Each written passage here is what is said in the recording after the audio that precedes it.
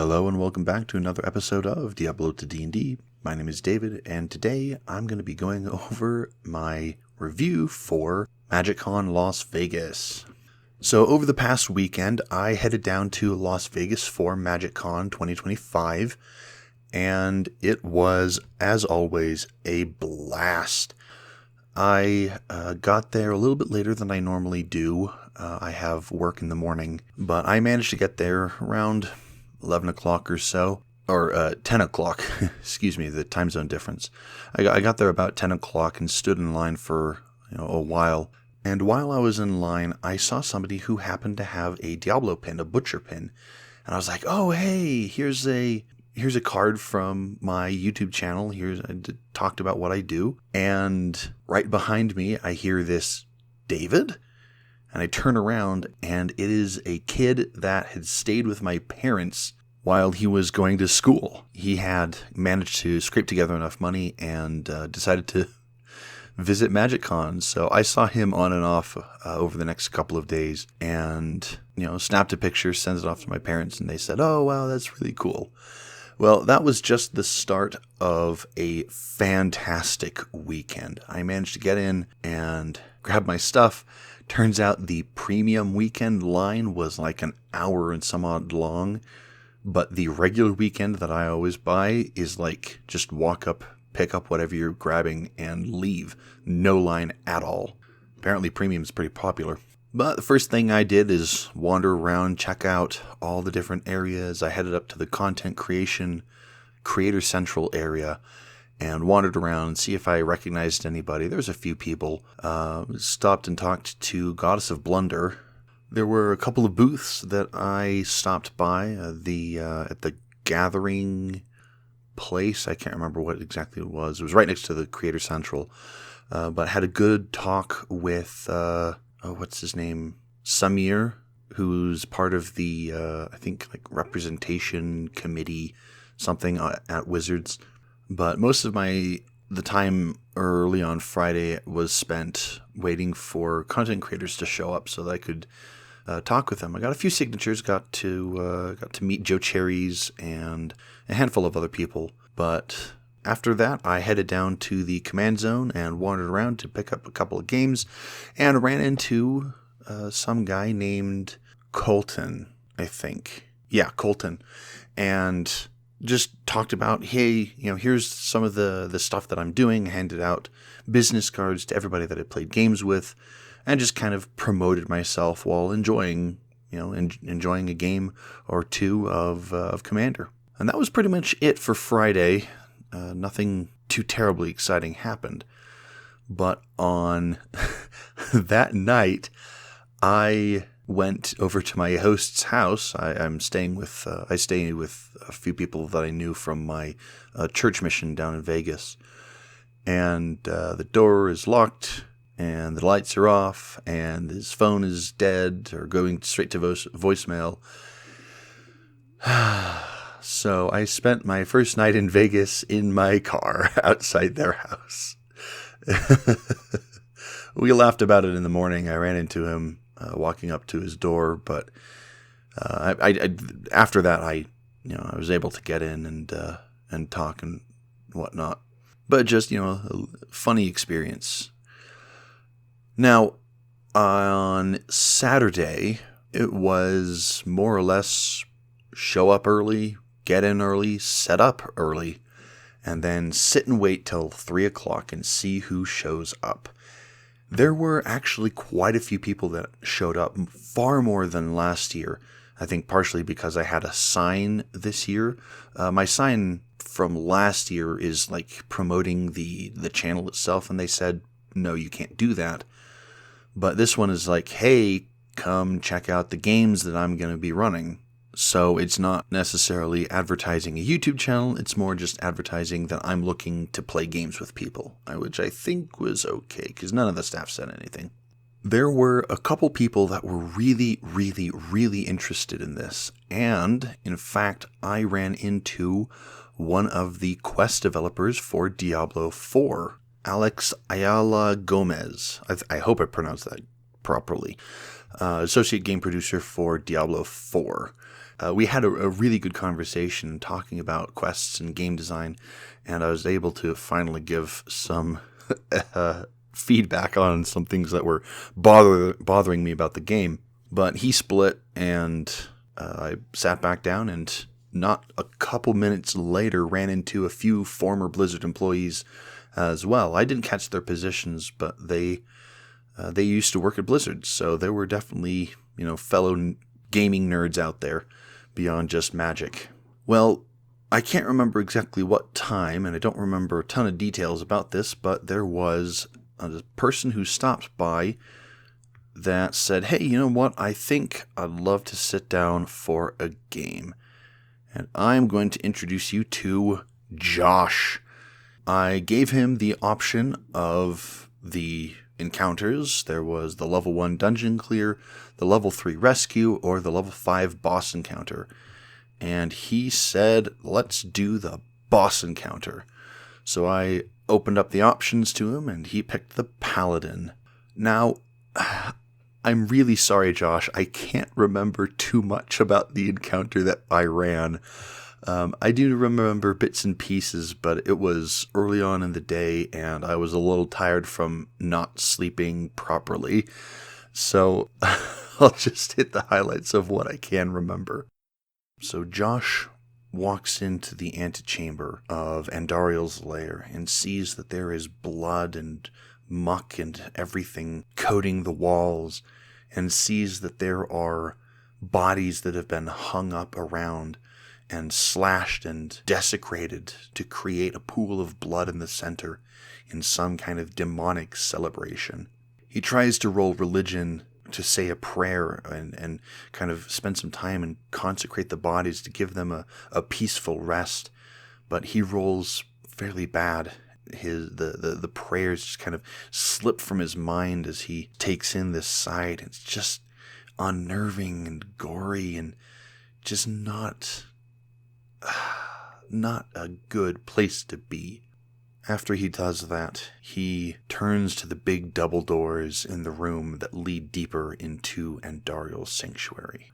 So before Josh walks into Andariel's throne room, he looks at his spell list and sees that I had prepared protection from poison on the paladin.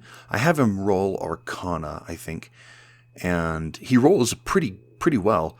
And his paladin remembers, oh, this is Andariel, Maiden of Anguish. She is a largely poison-based damage dealer. And so he casts protection from poison on himself, giving him resistance to poison.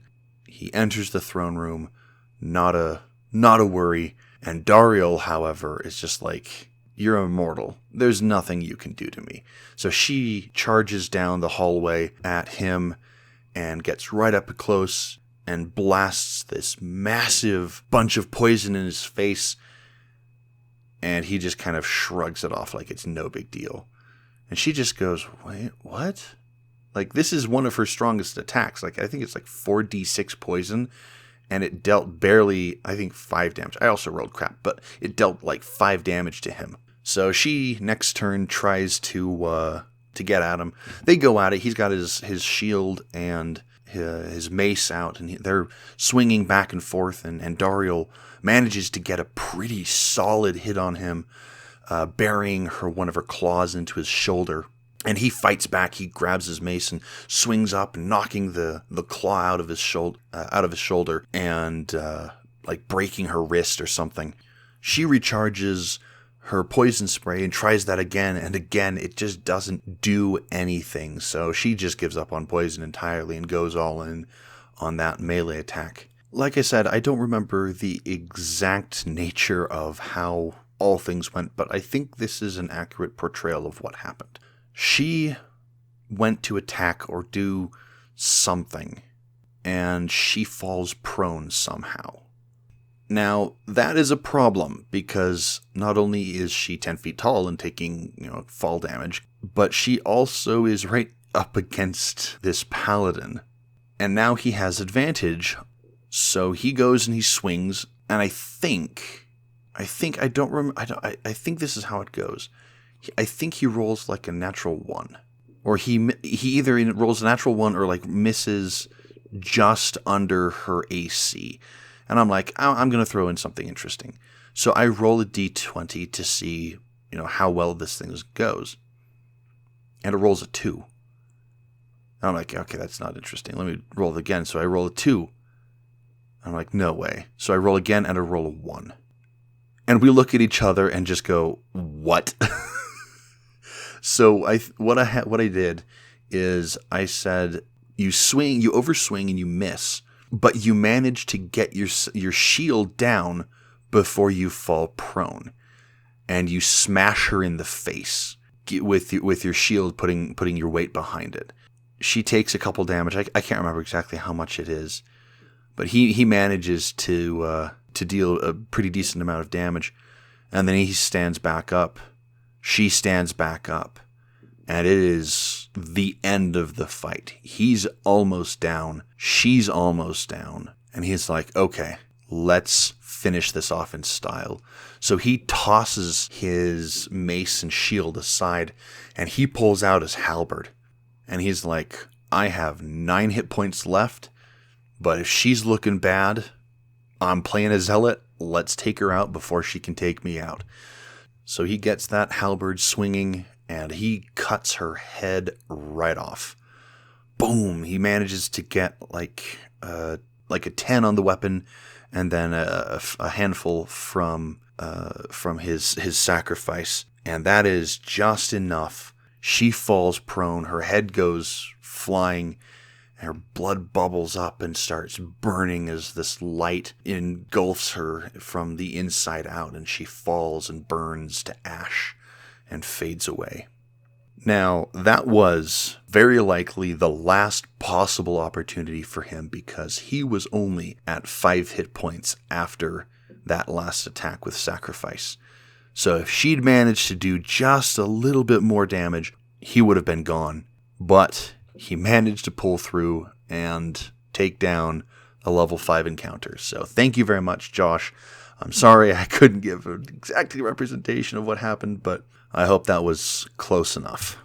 So he walks away and takes a sheet with him, and I sit there for a couple more minutes waiting and talking to people and explaining what I do, and a couple of friends walk by and say, hey, this is D&D? Yeah, we thought about doing D&D.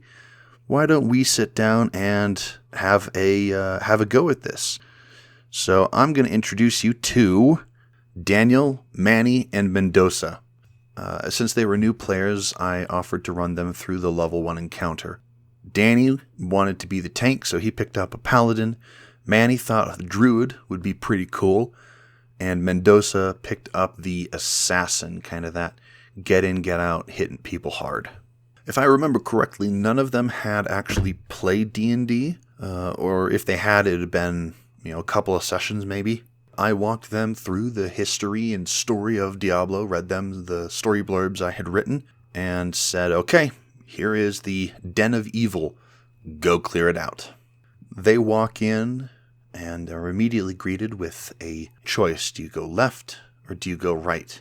Well, they picked kind of a third option and walked in to investigate what on the map, on the actual map, is a shrine. But I had forgotten, because I normally run solo encounters, that there is a woman tied to a stake.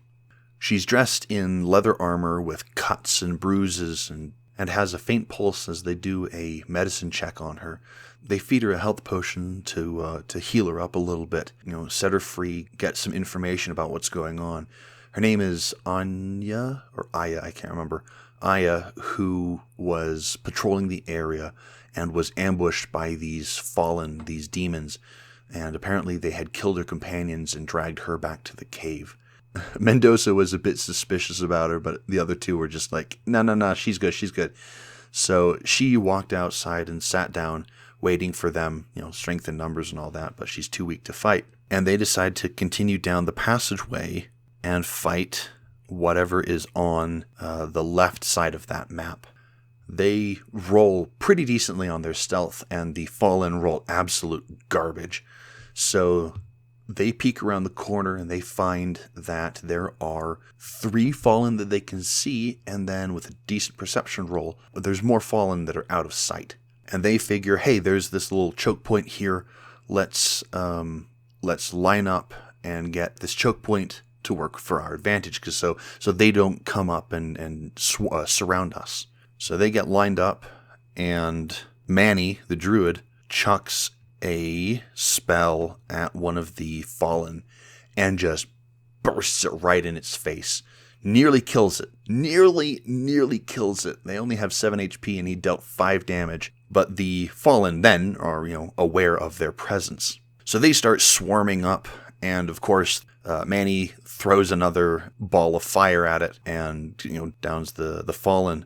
Then it is Daniel's turn. Daniel steps forward around Manny and starts tanking to the fallen. Manages to down one of them. But then it's the fallen's turn. And the shaman that Daniel can now see waves its staff and chants something. And the fallen stands back up. It has the power to resurrect these creatures. And they say, no, we need to get that. We need to get that thing gone now. Mendoza was in the back, protecting the rear, kind of making sure that nobody else was sneaking up on them. So he wasn't too involved in that initial round of combat. But Manny was like, wait a second. There is a spell here, Thunderwave. Thunderwave can do an area damage and push people back. Maybe that'll clear off enough space so that Daniel can get in and take out the shaman. So he steps forward around Daniel and puts out his hand and boom, deals 2d8 damage to these fallen. And they get knocked back. Daniel rushes in, starts soloing the shaman, does a pretty good job. And Mendoza hears this screech, screech, screech, screech as 3 fallen who were in the other side of the path, or in the other branch of the path, come running around. And he's like, oh, heck yeah, it's my time to shine. So he runs up and does this nice 1-2 stab, downs a fallen, and he steps back, and they come running up and do fallen things. They attack him. Well, the 3 fallen that had attacked Manny, they come running up. They managed to get some solid hits in, but he, again, raises his hand, boom, casts Thunderwave. And this time, 3 of them go down. And they stay down. Because Daniel manages to get a big, solid hit on that shaman and cut it in half. Mendoza, he finishes mopping up those 3 that had flanked them. And when the tallies were done, I think all 3 of them got 3 kills each. So pretty good job for each one of them. Thank you very much, Daniel, Manny, and Mendoza, for taking the time to stop by and learning a bit about Dungeons & Dragons and a bit about Diablo. So thank you very much, and I hope to see you guys maybe next time. By that time, it was about 3 o'clock, and I had to pack up and get going. Last year, I did 22 hours across 2 days, and that was not happening this time. So I packed up and dropped my stuff off in the car, grabbed my magic stuff, and went in and played games until the end of the night.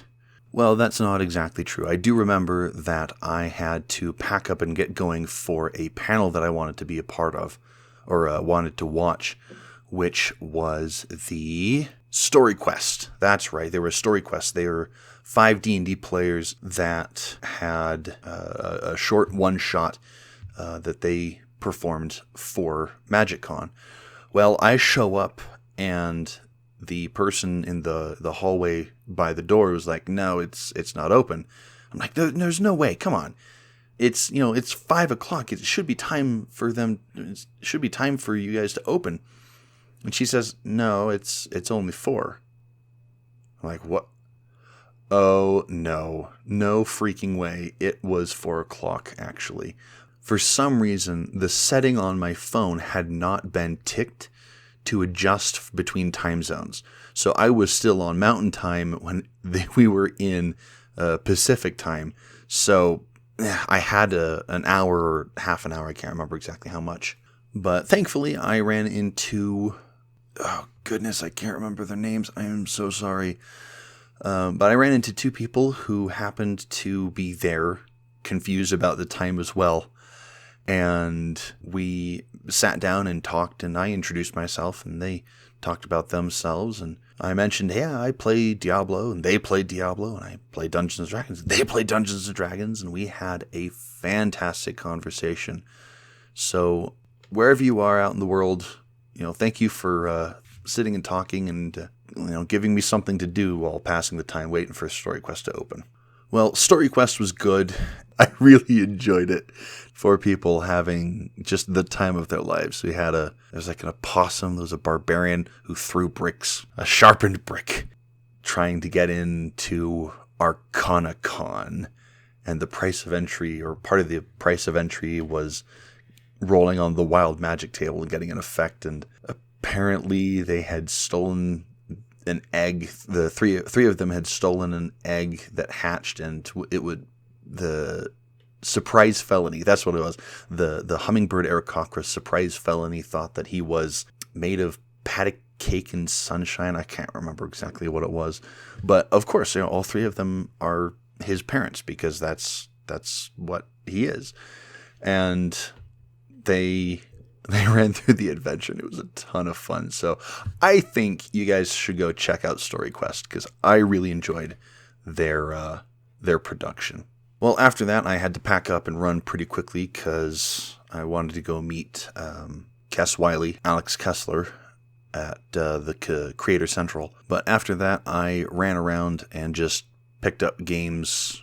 And while I was in the command zone, I happened upon Colton again, and we talked for a little bit. He said, yeah, I'd spent a little bit of time, watching your videos. I think it's actually pretty interesting what you're doing, and I'd love to, pick up a game. And I was like, well, I'm going to be doing this tomorrow as well. So I finished out the night and had a pretty good pod for the closing.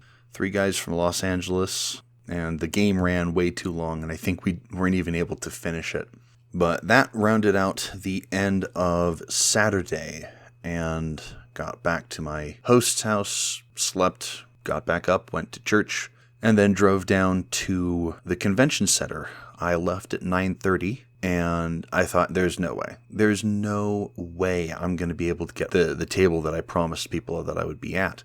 Because it was about a half an hour drive, so I'd show up right at 10 o'clock, right at opening. But of course, there's this massive line. And it is, shall we say, tradition for me to get lost in Vegas. My phone doesn't connect to the internet, so I don't have a GPS. So I've printed off instructions, and I know the way to the convention center. I've been there a couple of times, and I drive there, 3 times during the weekend. But for some reason, I managed to miss my exit, and so I'm like, okay, fine, I'll just turn around and get the exit, and I missed the exit. I'm like, this is insane. So I turn around and I miss the exit.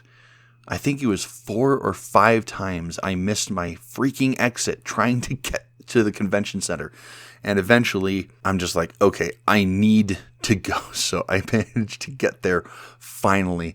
And by that time it was like 10:30 or something. So I get in there and I park. And of course, I'm halfway down the bronze lot because I'm showing up so late. So I pack my stuff up and carrying all the supplies with my magic stuff with me and my D&D stuff. And I walk all the way to the gate, and I manage to get through security. And then I slap my chest and realize I had left my badge in the car. So I turn around and trudge my way back down the bronze lot, back to my car, grab it out of the front seat, walk all the way back, and by that time it's like 10:45, and there's no way. There's no freaking way that I'm going to be able to get that seat under the dragon. I walk up, and lo and behold, there is one person sitting in that spot, and there is nobody around them. Like, it is an almost empty table. And I'm just like, this is amazing. Thank you. I ask, hey, are you reserving the spot? And they're like, oh, no. I'm just sitting here, making a phone call. I'm like, oh, well, do you mind if I take the spot? And they're like, oh yeah, sure. I can find another spot. So they stand up and walk away. And I'm just like, thank you for saving the spot for me, and let's get set up. So, time passes as I get set up, and I have more interesting conversations with more interesting people. And a couple hours into it, I catch the eye of this man who says, "You know what? I am a forever DM. I want to sit down and have an adventure for myself." And I'm like, all right, pull up a chair. This is Will, a forever DM, so super experienced with Dungeons and Dragons. I can't remember if he played Diablo. I think he had a little bit of experience with Diablo, maybe Diablo 1, maybe 2, I can't remember. But he actually offers me the choice of the encounters. I think he says, "Which one did you have the most fun running?" And I said, it's probably going to be level 3, the rescue encounter. So he says, "Okay, let's run that." So I run him through the usual spiel, and I let him know that, this is going to be dangerous. And he says, "Look, I play D&D. If I die, I die. That's just part of how Dungeons and Dragons goes sometimes." I'm like, okay, I'm not holding back then. So he picks his favorite tanky character, the Paladin, and strides into the cathedral. And he spends some time walking through the antechamber and sees that there are statues of people that had been broken, as in statues that were broken that represented people, not broken people that were represented in statues. Anyway, yes, this demonic celebration had been carried out throughout the area. He walks further down and looks left and right and sees that there were piles of boxes and crates and whatnot. One pile had been burned as kind of a pyre and then added on to it.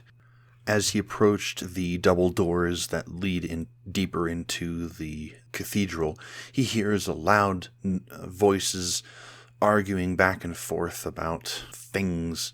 He hears that there is the clattering of skeletons and some goat men, and him being a strong paladin just bursts in, and surprise, there are 2 skeletons, 2 goat men, and a very sizable blacksmith zombie, Griswold, who is taunting a man in a cage suspended up behind the altar that's in the center of the room. Well, it was certainly a surprise, so he rushes in, pulls out his mace, and just obliterates the skeletons in 2 rounds. However, that's not the only people who are in the room. The 2 goatmen, they manage to get him on either side, flank him, and start whittling his HP down at a rapid pace. And he does the best that he could, but unfortunately, he didn't even make a kill on the goatmen, and they rolled pretty well. One of the goatmen managed to get a crit, and it cut into his HP like it was butter. It dropped him to, I think, 4 or 5 hit points from almost full. I think it was like, maybe it was a little bit more than that. I think it was 15 something damage out of his 22 hit points. And the follow-up from the other goatman just cut him down. And all in all, the paladin goes down. Now, keep in mind, I had intended this to be a rescue mission, a get in, get out, not an extended combat encounter, so the fact that he died is kind of unsurprising. But he said, it was okay, it was fine, and he had a lot of fun. I mean, I'm glad you had fun, Will. I really do appreciate you stopping by, and I hope to see you sometime later. Will packs up and walks away, and after a couple minutes, lo and behold, Colton walks by and says, "I finally have time.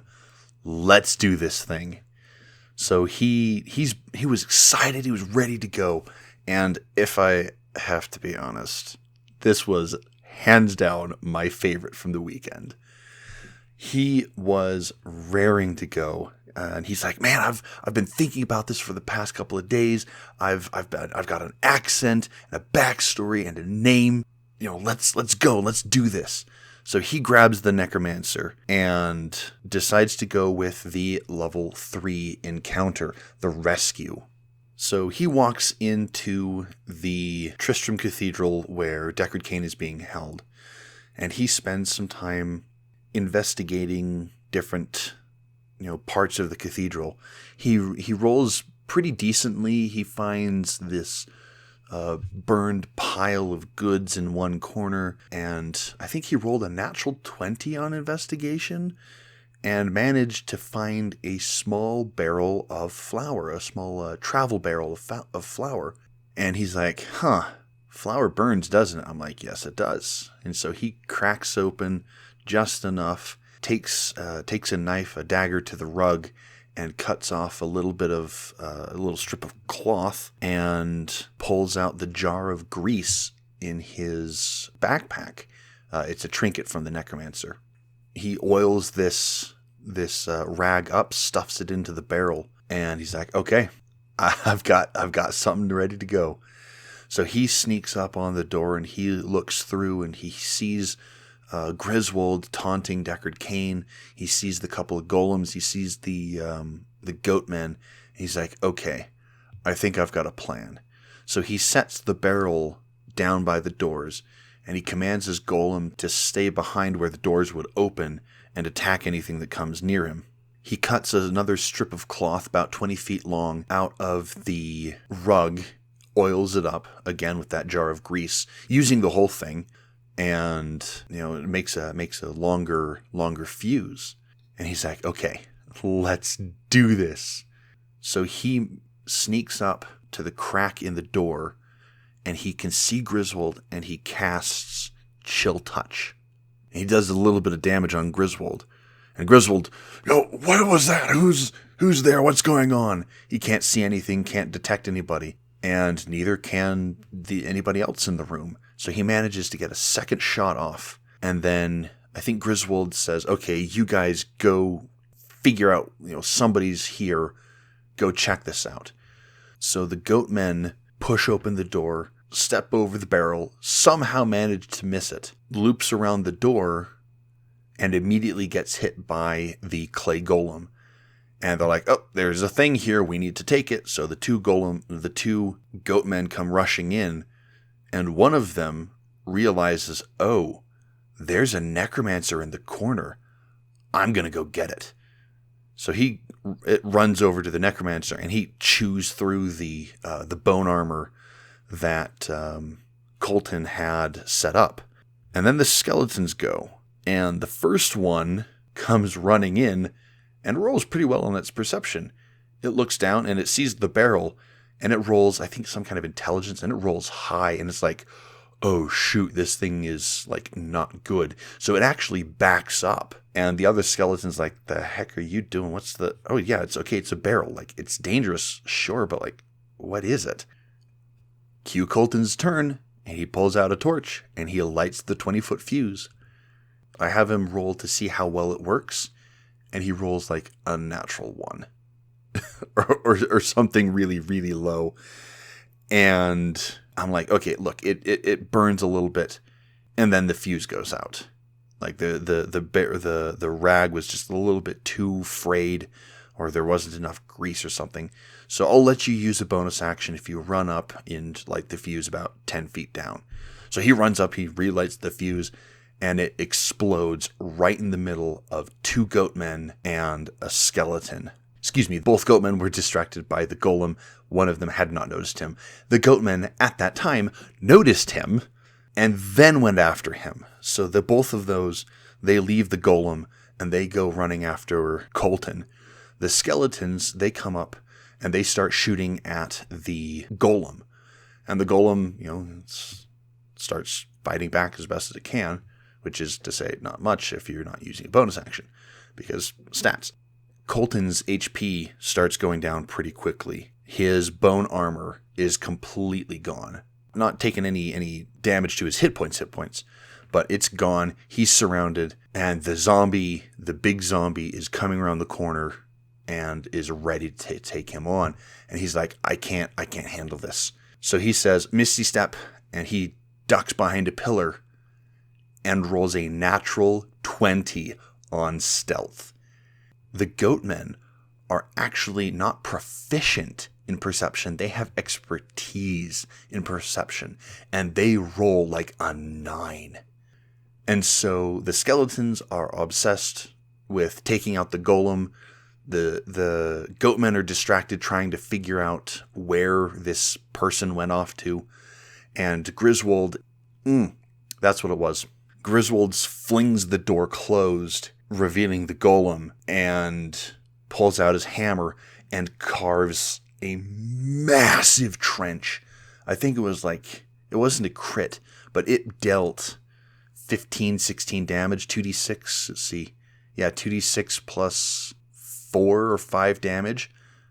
Yeah, 4 damage. 2d6 plus 4 damage on this golem, and just tears out this massive rip in its chest. And they quickly finish it off. But that gives Colton just enough time to run out the door. Because golems are expendable, because you just make another one.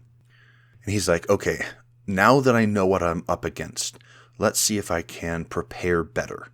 So he spends an hour making another golem, taking a short rest, not that he really needs it, but in that time, pulling out of the session and into the real world, somebody else walks by and says, hey, this looks like fun. And Colton says, you know what, we're right in the middle of a session, but it is the perfect stopping opportunity if you want to jump in. And I say, you know what, he could use some help. Why don't you pack up your stuff, sit down, and we'll grab you a character. And he's like, oh, no, I didn't bring anything. And I'm like, dude, I have everything you need. So I'm going to introduce you to Colbey. We had a ton of fun in this session. Colbey picks the paladin. He's like, I'm going to be your tank. You're going to be the backline. We've got the golem. We're going to be tanky. We're going to take these people on. It's going to be great. And they introduce their characters. Colton says, my name is Betol, Betol, with a trill on the R. I'm just going to say Betol. I'm not doing that. And Colbey says, I am playing Dalinar. Yes, that's a reference to Brandon Sanderson. Anyway, so they come back in, and I describe the scene as they walk in, and there are, in this case, 2 goatmen standing outside the doors that are now open, flush with the wall, leading into the main chamber. And they can see the zombie and the man that they're supposed to rescue, Deckard Cain. So they come charging in, and the goatmen rush up to meet them. Well, the paladin does pretty well. He takes out a goatman, and the golem almost takes out a goatman, but it missed and didn't do the 1 damage that was needed. But they managed to take out one or two of the minions. And then Dalinar realizes, oh, I'm running low on hit points. We need to get this done. So they readjust their strategy. He rushes up to Griswold and he's like, I got to get that key. So he reaches over and just grabs the key. Pretty good attack roll, snatches it, breaks the leather strap around his neck. And Betol says, okay, let's get going. So he misty steps in, runs around to Deckard Cain, and Dalinar is left with a dilemma, because if he moves, if he steps out of range, then he could get hit, go unconscious, he could be killed. But he's like, look, I've got to get going. I've got to dash to get to Deckard Cain, to get to Betol, so that we can get going. And he steps out of Griswold's range, and there is a massive swing that hits nothing but air. And he steps outside the range of the Goatman, and it swings and hits nothing but air. And he books it over to where Betol is trying to get Deckard out of the cage. So Betol, he needs to break the chain to get Deckard down, but he doesn't have anything that's strong enough to actually damage the chain. So he's like, well, I'll try teeth. So he uses his teeth ability and deals 5 damage out of the 10 necessary to break the chain. And I'm like, okay, I've got to give it to him. You roll Arcana to see how well you do. And he rolls a natural 20. And I'm like, yep, that's it. That's good enough. I will give the chain vulnerability to your damage, and that goes up to 10 damage. The chain breaks, and Deckard Cain, frail as he is, falls. He breaks his arm, but he manages to get the key out of Dalinar's hands and unlock the cage. Griswold, in the meantime, is not staying still. He is absolutely furious that Deckard is getting away. So he charges in, and he's a zombie. He's only got 20 feet of movement, but he is dashing, and he is furious. He can't quite make it to them around the altar. So instead, he just charges and climbs up and over the altar and gets right in their face. He is literally 5 feet away from them as Dalinar opens the portal and all 3 of them step through.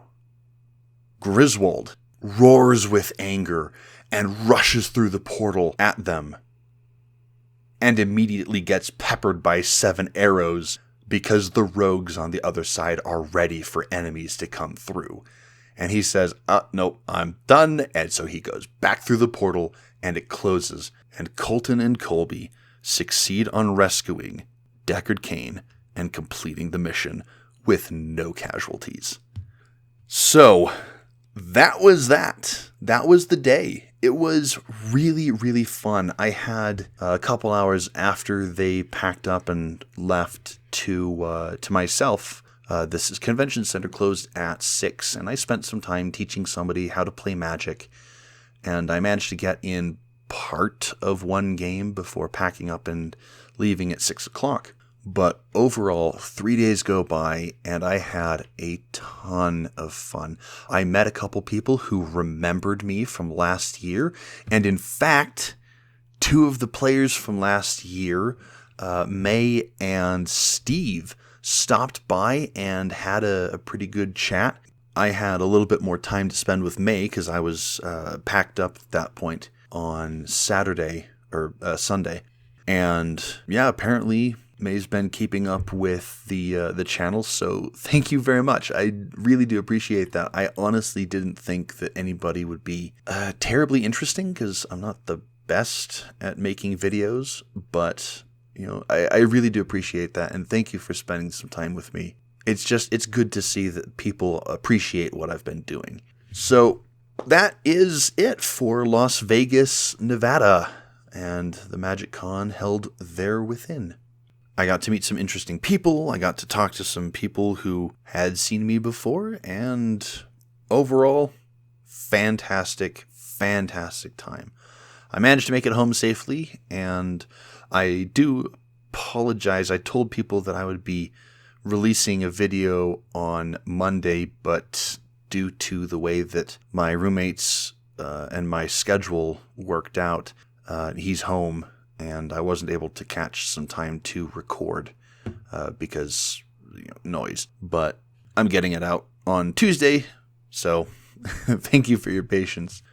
I think I'm going to end it here.